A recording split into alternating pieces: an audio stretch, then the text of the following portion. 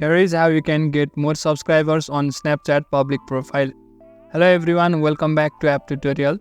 In this video, we will discuss how you can get more subscribers on your public profile on Snapchat. So let's start. First of all, let's open Snapchat.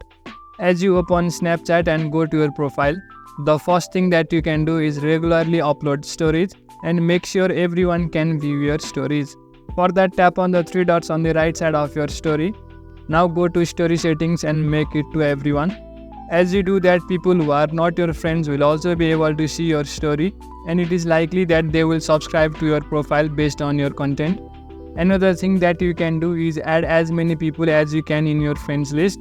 By doing that, more people will add you as your friend and that will increase your subscribers count. However, make sure not to add more than 15 to 20 people per day, because if you add more than that, then Snapchat might ban you. After that, the third method that you can do is go to Spotlight and tap on the plus icon on the top right side. After that, create a couple of spotlights on a daily basis. If any of your spotlights goes viral or gets more views, it is more likely that people will add you.